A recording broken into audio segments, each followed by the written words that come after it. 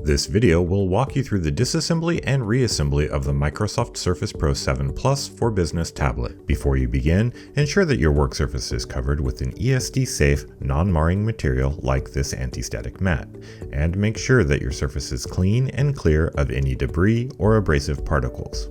Equip an anti-static wrist strap and ensure that your work area is properly grounded and safe. Lastly, make sure you're wearing protective eyewear during any repair as a safety precaution. If you're performing a touch display module replacement, make sure to run the TDM pre-repair software preparation before you begin any disassembly. To begin, make sure your device is powered off and disconnected from the power supply. Place the device face down on your work surface and raise the kickstand to about 90 degrees. While bracing the back of the kickstand with your hand, use your 3IP Torx Plus driver to remove the 4 hinge screws.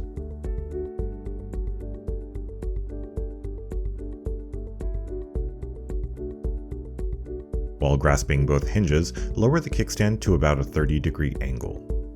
To remove the kickstand, we need to free it from the threaded bosses on each hinge. Raise the kickstand about 10 degrees and pull the kickstand out and away from the tablet. Inspect both the plastic tabs and foam on the kickstand. If the tabs or pads show any sign that they may have left pieces behind in the devices, abort the repair. The whole unit must be exchanged. Do not attempt to retrieve the stuck pieces through the slot. The rSSD is found behind this small door in the lower corner on the backside of the device. To access it, begin by inserting a SIM eject tool into the small hole on the door to eject it. Use a 3IP Torx Plus driver to remove the single screw securing the rSSD. When the screw is removed, the rSSD will pop up at a slight angle. Gently grasp it by its sides and pull it out from its socket at about a 15-degree angle. Make sure to store the removed rSSD in a clean, ESD-safe area. To separate the touch display module, we'll be using an opening pick, but we need to make sure we never insert it more than 8mm into the device for the next few steps. Measure your opening pick and mark an 8mm depth on it. This will help guide you as you slice through the adhesive securing the touch display module. Insert your marked pick into the lower corner of the right speaker mesh area and slide it down the edge of the device, making sure never to insert it more than the 8mm mark on your pick. This may require significant force. Periodically check your opening pick for any damage or deformation. If your pick has any, replace it before you continue. Continue slicing along the remaining edges of the touch display module, making sure never to go deeper than your 8mm mark. At this point, all of the edges of the touch display module should be loosened from the tablet's back cover. Gently lift the tops of the edge of the glass while pushing down on the back cover. If you encounter any resistance, use your opening pick to slice through the remaining adhesive. Do not try and remove the touch display module yet, as it's still connected by some remaining adhesive and some flexible cables. Insert the point of a spudger underneath one edge of the cable shield to pry it up, and remove it. Insert the flat edge of a spudger under one side of the cable connector and pry it up to disconnect it. Repeat this process for the second cable. Once the cables are disconnected, remove the touch display module and place it in a soft, ESD-safe location. To begin reassembly, we first need to clean any remaining adhesive off the tablet's rear case. Use a pair of tweezers or an opening tool to remove any large chunks of adhesive, and then use isopropyl alcohol to remove any remaining residue. Make sure the camera and IR sensor areas are cleaned as well. Inspect the speaker mesh, and if it appears damaged, use some tweezers to peel the mesh off the back cover. While you're at it, if you're working on an LTE model, inspect the gold antenna traces along the top edge. Any damage to the traces will require a whole unit exchange. To replace the speaker mesh, peel one piece of speaker mesh off its clear backing, making sure the blue backing remains in place. Align the speaker mesh with the corresponding opening on the back cover, and then press it against the cover for 10 seconds. Finally, remove the blue backing.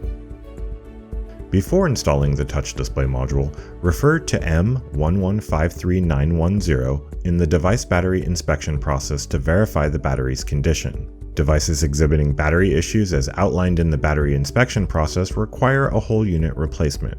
Also, you'll want to carefully inspect the inside of the tablet back cover, making sure the area around the battery is clean and free of any debris. Lay out replacement adhesive strips in the orientation that they'll be applied with their blue liners facing up. Peel the clear liner from an adhesive strip to expose the adhesive, and then carefully align it onto its respective edge, making sure it follows the case outline. Before we remove any of the pre-installed blue liners, we need to reconnect the display cables. Carefully press down on one side of the cable connector until it clicks in place, then repeat this process on the other side. Align a new FPC shield over the cable connector and press it down onto the motherboard. Peel the blue liners from all 4 adhesive strips. Align the bottom edge of the touch display module so that it rests against the case's lip, then set the touch display module into place in the case.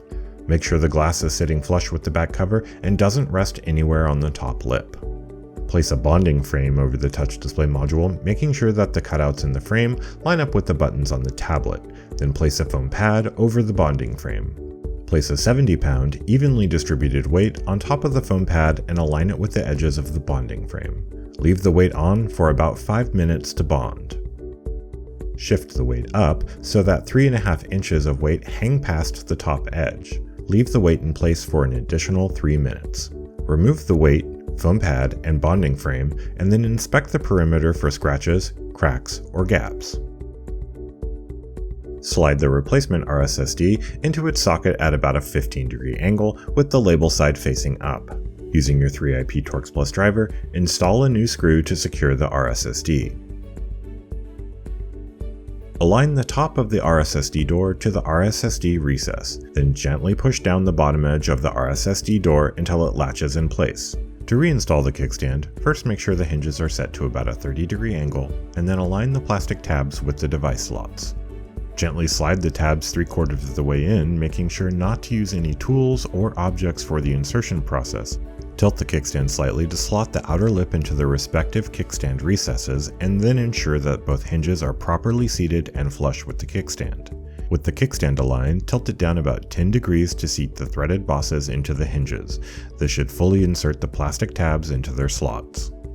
Grasp both hinges with your fingers and then raise them to about 90 degrees. Make sure the kickstand is properly seated, and then brace the back of the kickstand with your hand. Use your 3IP Torx Plus driver to install new hinge screws.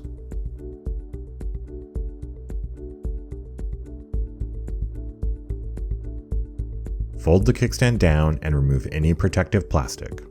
Lastly, ensure the kickstand is flush with the rear case of the tablet and there are no obvious gaps between the kickstand and the case. Then use a microfiber cloth over the entire device to remove any fingerprints.